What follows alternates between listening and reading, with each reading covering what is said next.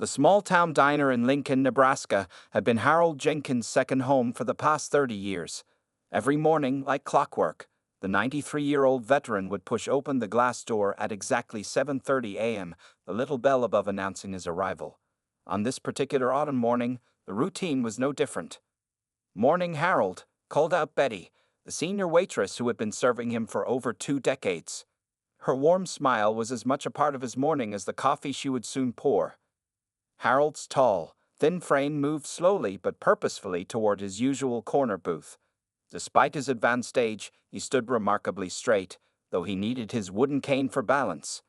His weathered face carried deep lines that told stories of both joy and hardship, while his clear blue eyes remained sharp and alert beneath his World War II veteran cap. The morning sunlight streamed through the large windows, casting a golden glow on the red vinyl seats. Harold carefully placed his folded newspaper on the table and lowered himself into the booth, his joints protesting slightly as they did every morning. The familiar scent of coffee and freshly baked apple pie filled the air. "Your usual, Harold?" Betty asked, already pouring his black coffee into the worn white mug she kept specially for him. She knew he liked this particular mug because it reminded him of the ones from his military days. "Yes, please, Betty," Harold replied softly, his voice carrying the gentle weight of his years. He unfolded his newspaper with careful precision, a habit he'd developed during his military service where everything had to be done with exactness. The diner buzzed with its regular morning crowd, truck drivers grabbing breakfast before their long hauls, local shop owners starting their day, and retired folks meeting for their morning conversations. Harold was as much a fixture here as the vintage Coca-Cola sign hanging on the wall. As he sipped his coffee, Harold's mind drifted to Martha, his late wife. They had started coming to this diner together back in 1975, shortly after it first opened. Every morning, they would share breakfast and plan their day.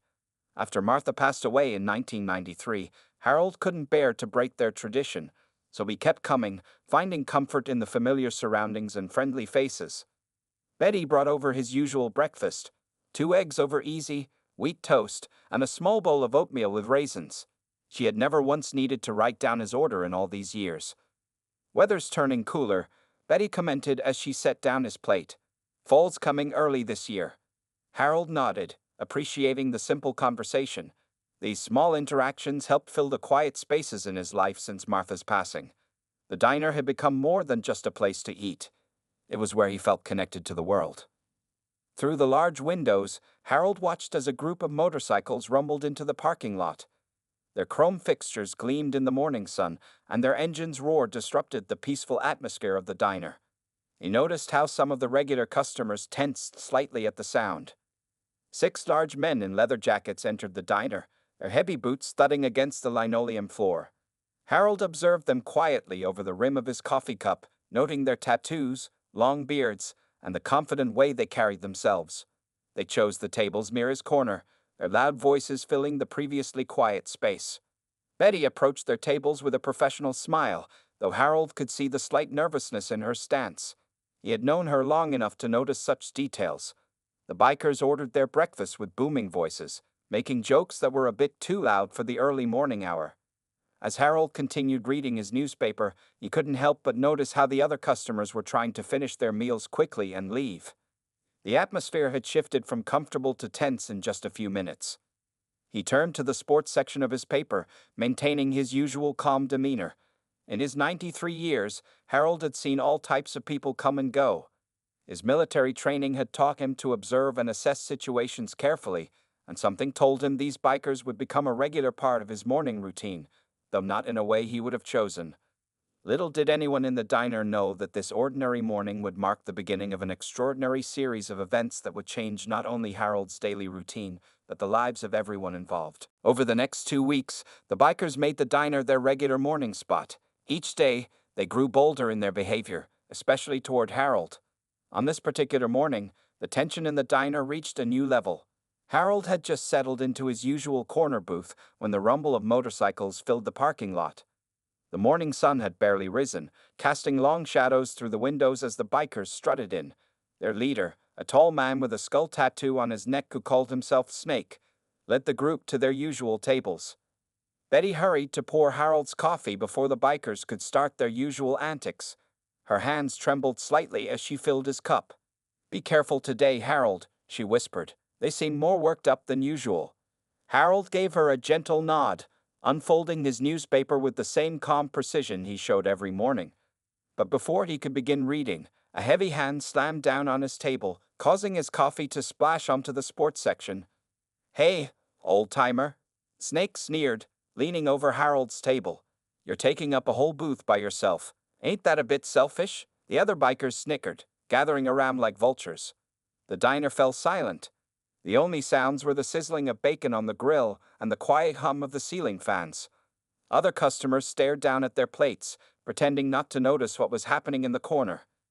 Harold carefully folded his now coffee-stained newspaper and placed it beside his plate. His movements were deliberate and unhurried, which seemed to irritate the bikers even more. "Can't you hear me, old man?" Snake raised his voice. "Maybe your hearing aid needs new batteries." His friends laughed louder this time, their voices echoing off the diner's walls. "I hear just fine, young man," Harold replied quietly, his voice steady. "And this booth has been my regular seat for 30 years. He reached for his coffee cup, but one of the younger bikers snatched it away. "30 years? Man, that's before I was even born." The young biker laughed, holding Harold's cup just out of reach. "Maybe it's time for some new blood in this place." Betty stepped forward, clutching her coffee pot like a weapon. "Now, you boys leave Harold alone. He's never bothered anyone." Snake turned to Betty, his expression darkening. "Stay out of this, sweetheart.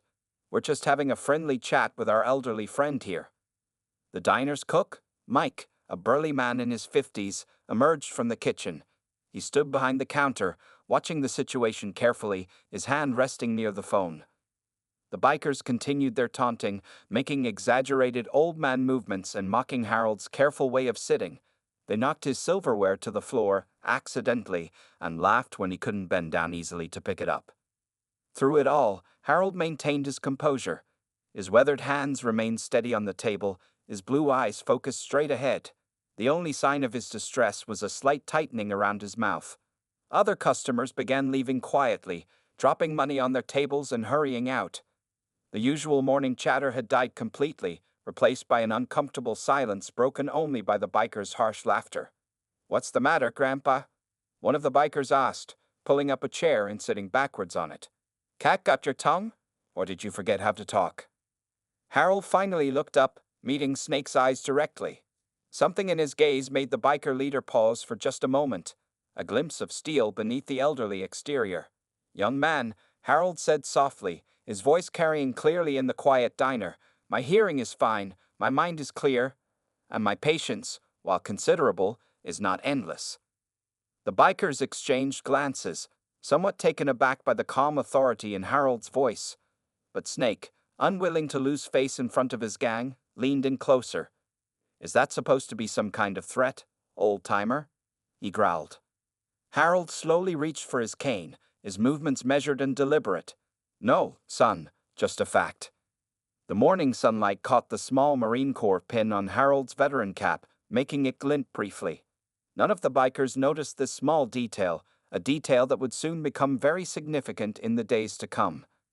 As the tension built in the small diner, no one realized they were about to witness something that would change their understanding of respect, courage, and appearances forever. The following morning brought dark clouds and a steady drizzle to the small town.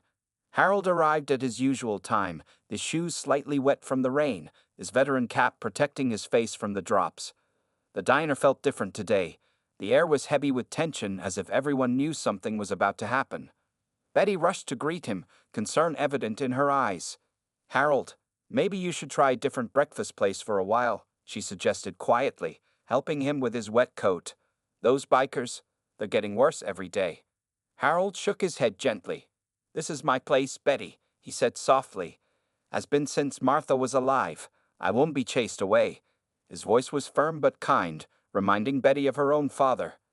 The rumble of motorcycles cut through the sound of rain hitting the windows.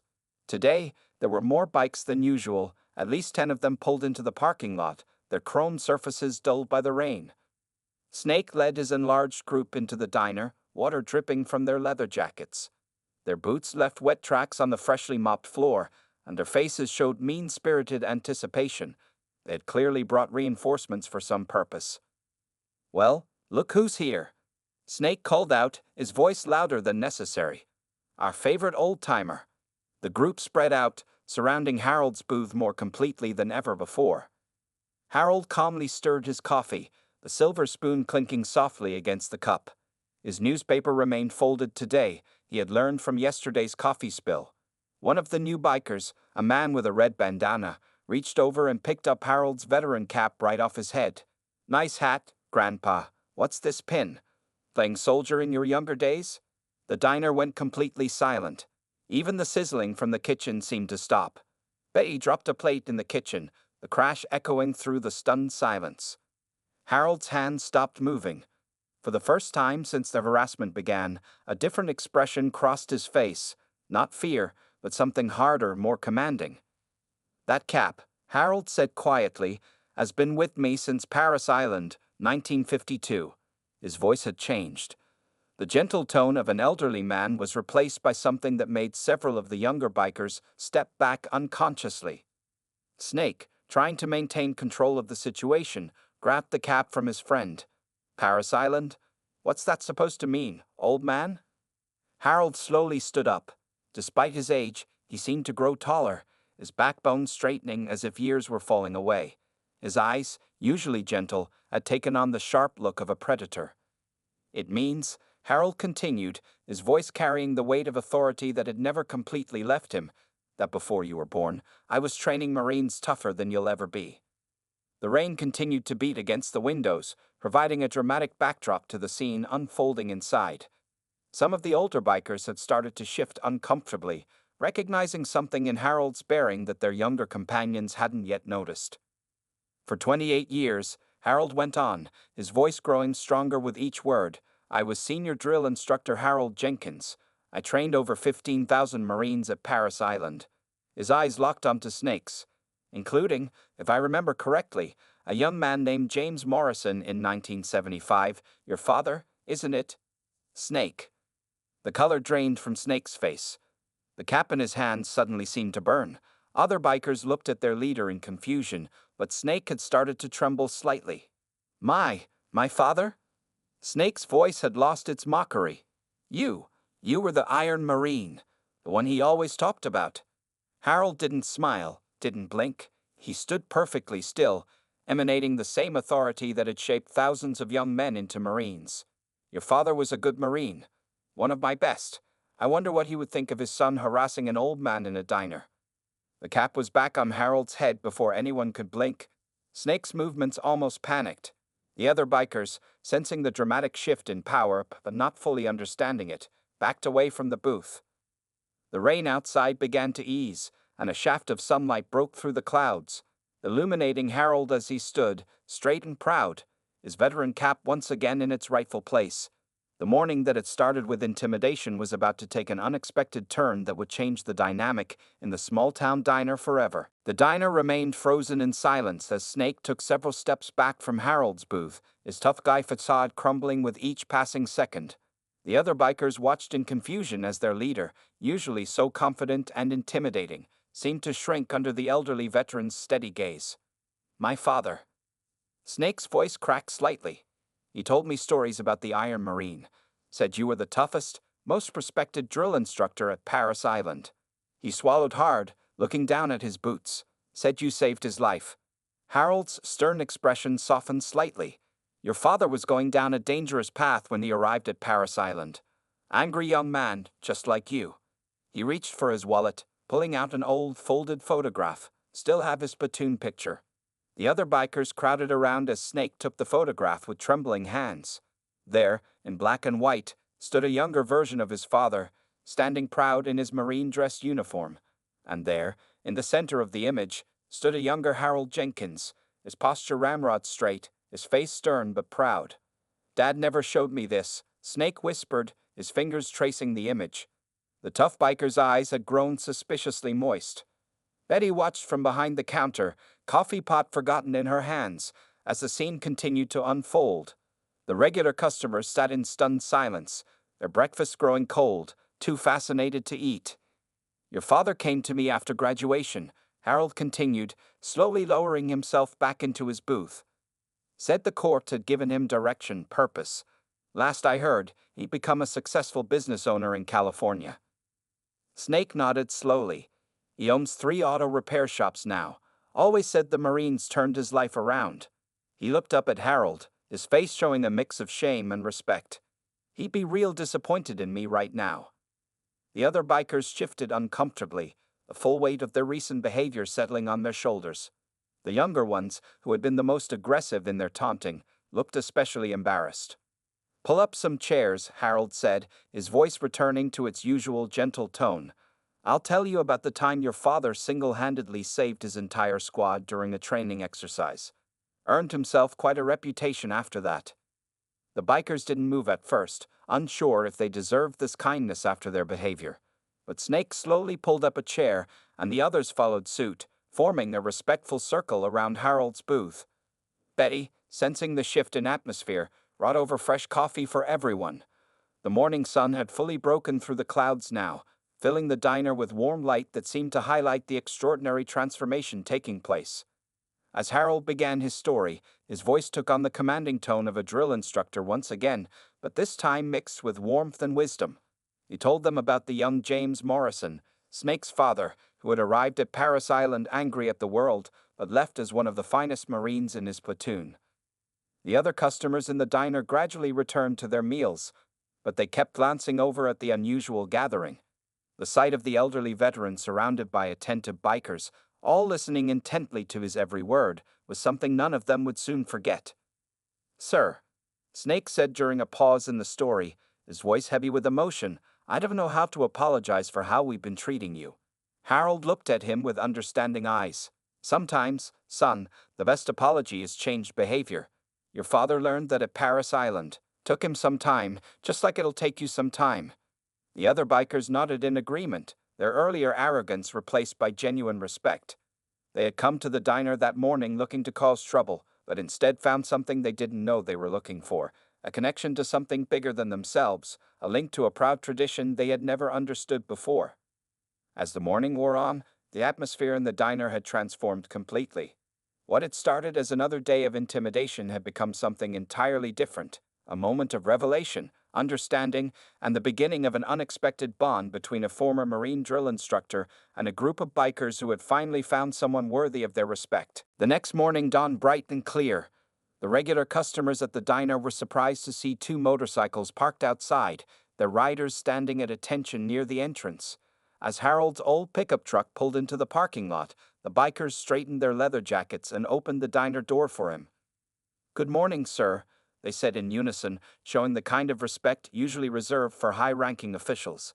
Harold nodded, a small smile playing at the corners of his mouth as he walked past them, his cane tapping gently on the floor. Inside, the diner had already begun to change. Snake and 3 other bikers were sitting at the large table next to Harold's usual booth, which they had cleaned and polished that morning. A fresh newspaper was already placed on Harold's table, carefully folded just the way he liked it. Betty watched in amazement as Snake stood up when Harold approached.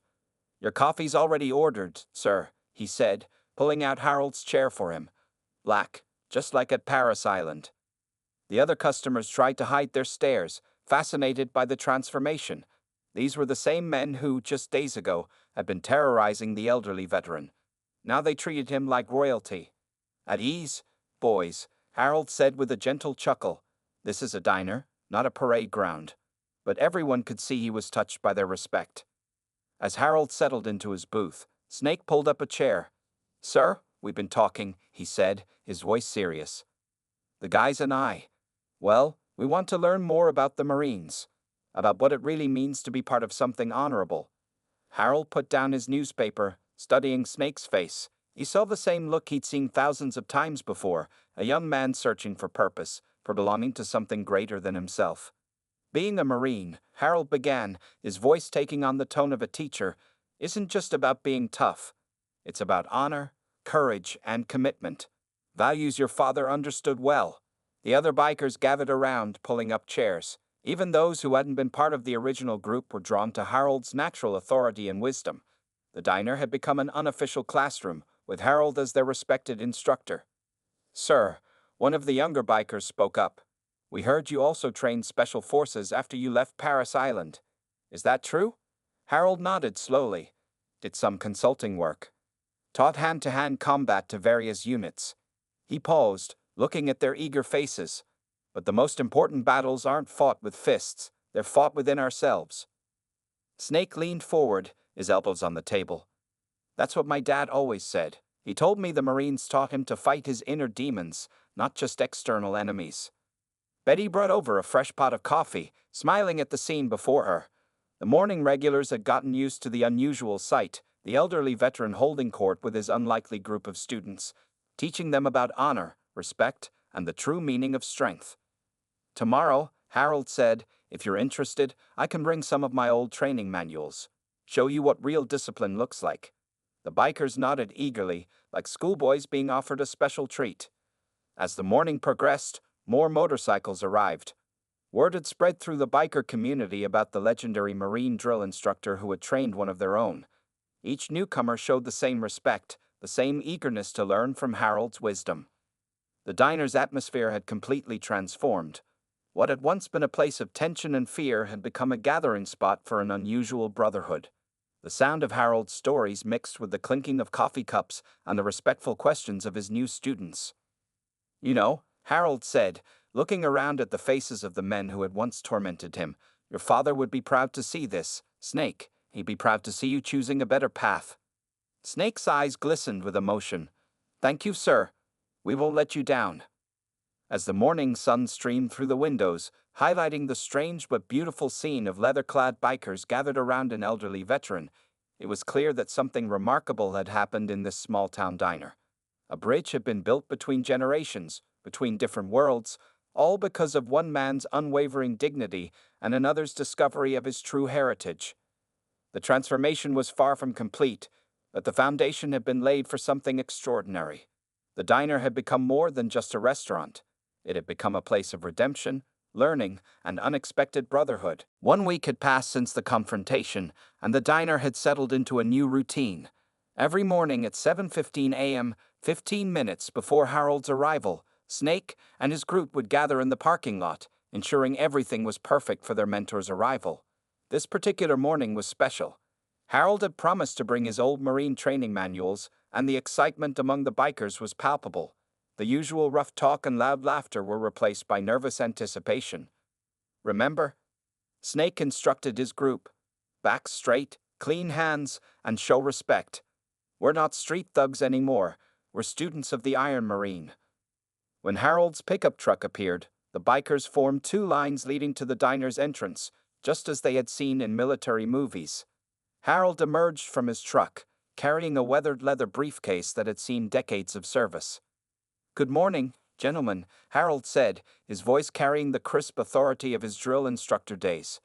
The bikers responded with a unified "Good morning, sir," that made other customers in the parking lot stop and stare. Inside, Betty had arranged the tables in a classroom style at the bikers' request.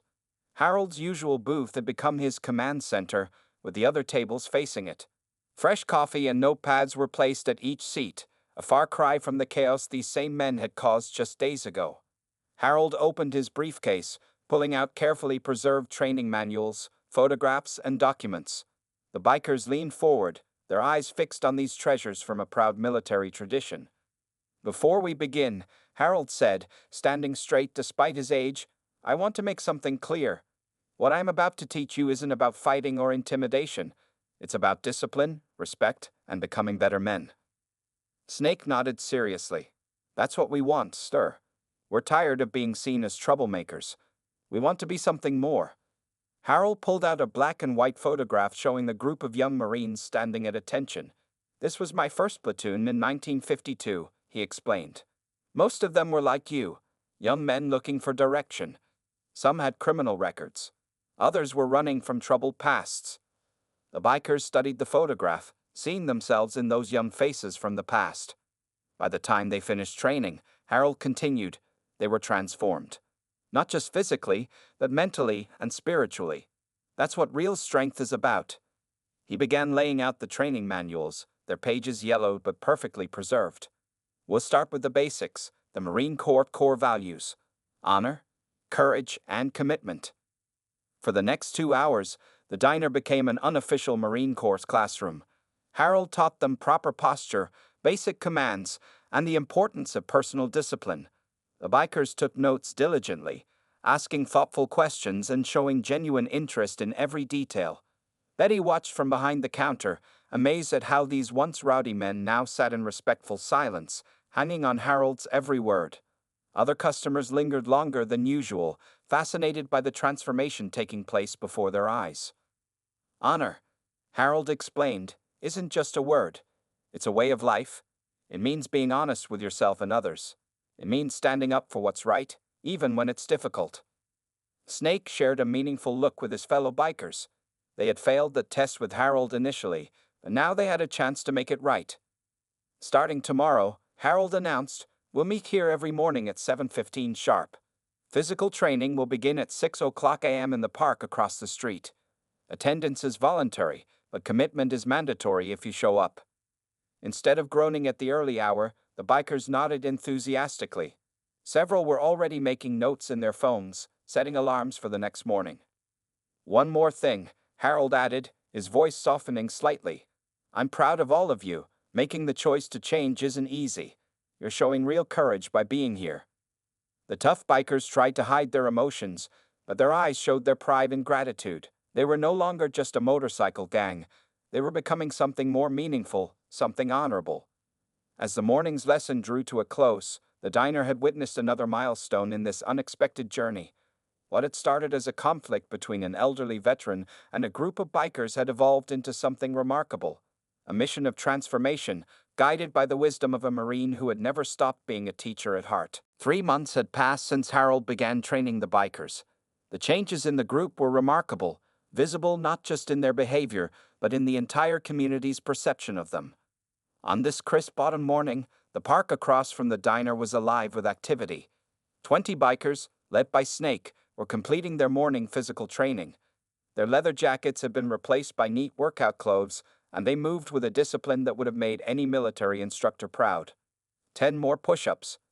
Snake called out, his voice carrying the same authority he had learned from Harold. Remember what the Iron Marine taught us: excellence is a habit. From his usual booth in the diner, Harold watched through the window, a proud smile on his face. Betty brought him his morning coffee, joining him in observing the transformation. I never thought I'd see the day, Betty said, shaking her head in amazement. Those same men who used to terrorize this place are now helping old ladies cross the street and organizing community cleanups.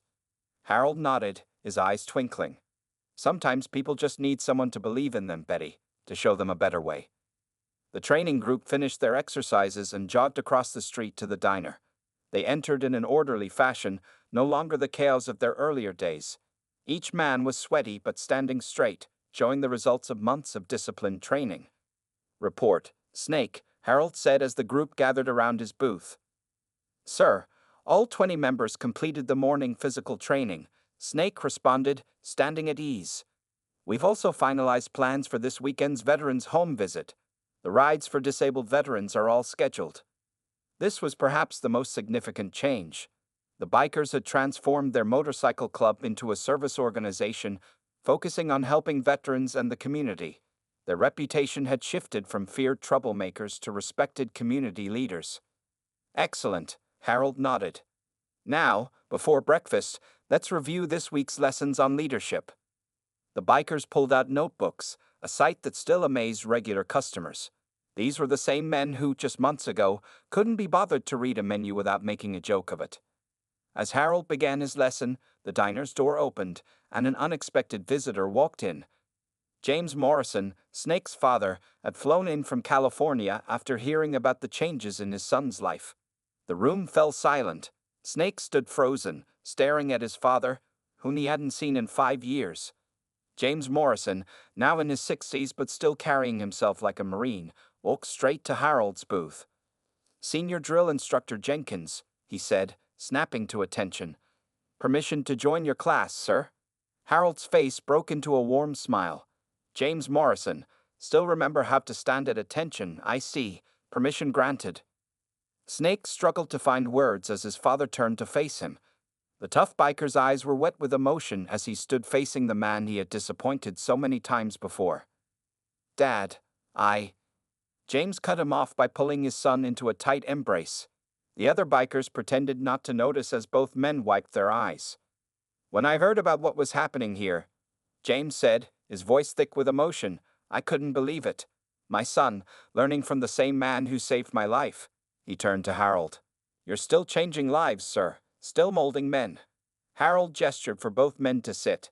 You did the hard work back then, James, just like your son is doing now. The desire to change has to come from within. Betty brought coffee for everyone, and the morning lesson began. 3 generations of men, Harold the mentor, James the veteran, and Snake with his transformed brotherhood of bikers, all gathered around the same table, sharing stories and wisdom. The diner had become more than just a restaurant. It was a place of healing, of second chances, of bonds forged through respect and understanding. The regular customers had front-row seats to this ongoing transformation, watching as each day brought new evidence of the change in these men's lives. As Harold looked around at his unlikely students, he felt the same pride he had experienced at every Marine graduation ceremony he had overseen. These men might not wear the uniform, but they were learning to live by the same principles of honor, courage, and commitment that had guided his life. The story of the Iron Marine and his biker students was becoming a legend in the small town, a testament to the power of dignity, respect, and the willingness to see the potential in others. 1 year had passed since the day Harold first stood up to the bikers in the diner. The small town had witnessed an extraordinary transformation that no one could have predicted. On this special morning, the diner was packed with people. The parking lot was filled with gleaming motorcycles, but they were different now. Each bike bore a small Marine Corps emblem, proudly displaying their new identity as the Iron Marine Brotherhood. Harold sat in his usual booth, but today he wasn't alone. The booth had been decorated with Marine Corps flags, and a large cake sat on the table, celebrating his 94th birthday. Around him, 50 reformed bikers stood at attention, all wearing clean leather vests with their new Brotherhood patch. Attention! Snake called out, his voice carrying the authority he'd learned over the past year. The room fell silent as he addressed the crowd. 1 year ago, we were lost men. Snake began, standing straight and proud. We were bullies who thought strength meant intimidation. Then we met a man who taught us what real strength looks like. Betty wiped tears from her eyes as she watched from behind the counter. The diner's walls were now decorated with photographs showing the Brotherhood's community service over the past year. Bikers helping at homeless shelters, escorting veteran parades, and organizing charity rides. James Morrison, who had moved back to town to be closer to his son, stood next to Snake. Thanks to senior drill instructor Jenkins, 2 generations of Morrison men found their way. But we're not the only ones. Look around this room. The crowd did look around. Former troublemakers had become community leaders. The Iron Marine Brotherhood had grown into the town's most respected organization, with chapters starting in neighboring cities. Harold stood slowly, leaning on his cane, but his posture was still Marine perfect. When I was a drill instructor at Paris Island, he said, his voice clear and strong, I taught young men how to be Marines. But what you've all done here goes beyond that. You've shown that it's never too late to change, never too late to choose honor. Snake stepped forward, holding a wooden box. Sir, the Brotherhood has something for you. He opened the box, revealing a beautiful wooden plaque with a Marine Corps emblem and a gold plate reading, Honorary Founder and Eternal Leader of the Iron Marine Brotherhood, Senior Drill Instructor Harold Jenkins, USNC. The bikers had also raised money to create a scholarship fund in Harold's name, providing educational opportunities for veterans' children in the community. There's one more thing, Snake announced, his voice breaking slightly. Starting next month, this diner will have new owners. A murmur went through the crowd. The Brotherhood has purchased it, and we're renaming it the Iron Marine Diner. This booth, he gestured to Harold's regular spot, will always be reserved for our founder.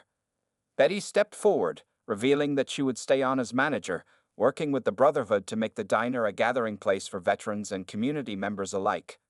Harold looked around the diner, at the proud faces of his unlikely students, at the community members who had witnessed this remarkable transformation, at the symbols of honor and service that had replaced the old atmosphere of fear and intimidation. "When I first walked into this diner 30 years ago with my Martha," Harold said, his voice soft with emotion, "I never imagined it would become this.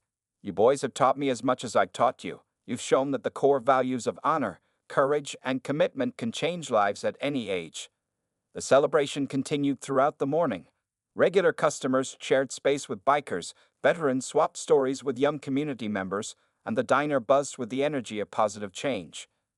As Harold sat in his booth, watching the scene unfold, he thought about how a single moment of standing up for dignity had sparked such profound change.